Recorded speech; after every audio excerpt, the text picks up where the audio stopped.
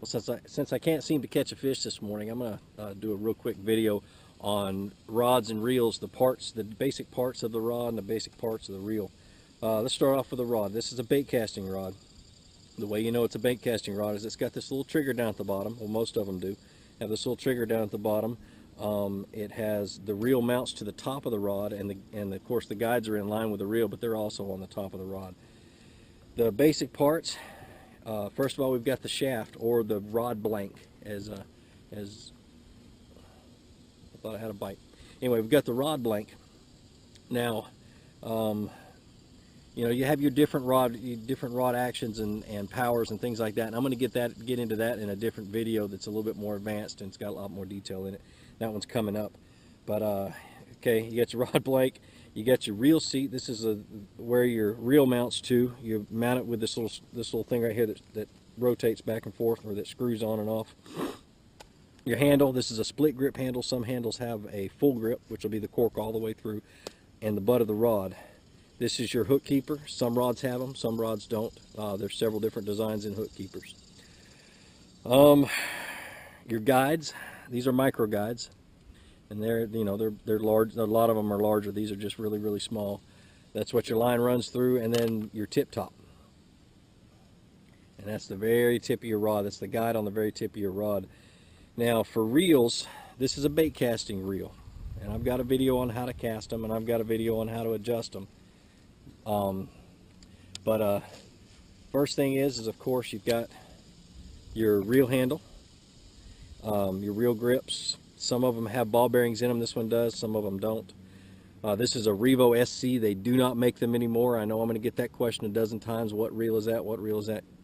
They're hard to find because they haven't made them in years. They were a special run for Cabela's. Okay, on this side you have your star drag. That's how you adjust the drag according to the line that you have on there. This knob right here is your cast control knob. Of course, you have your housing, or your body of your reel, your spool, your spool release button.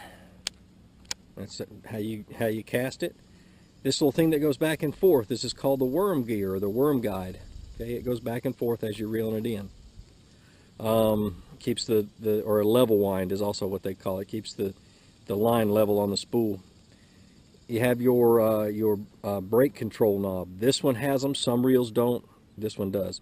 It's got a magnetic brake system, and you adjust it back and forth by turning it. Things like that. Does some micro adjustments. Like I said, all that's on another video, so I'm not going to get into that. But that's the basic base. Oh, and the foot of the reel. Let me take this off and I'll show you. Or the reel foot is what hooks into the rod. It's just these two little things right here. This little thing right here on the bottom. It slides right into the rod, and you crank it down. Okay. All right. Let me grab a spinning rod real quick.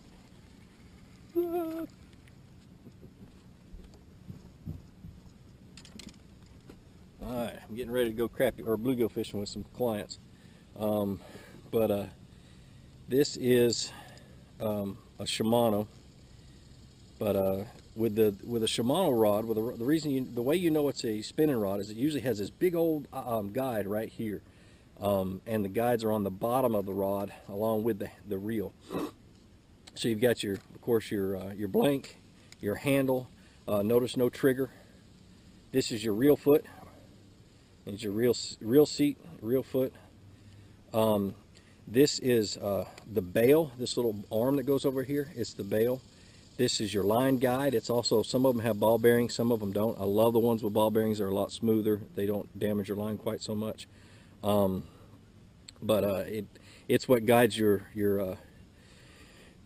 line onto the spool. Of course, your handle, your gear housing. Don't ever open this up to work on it. Don't ever open up the gear housing. You'll probably never get things back together. The cool thing about spinning reels is that you can adjust. You can take most of them. You can take the handle off by unscrewing this all the way. It's set up for a right-hander right now.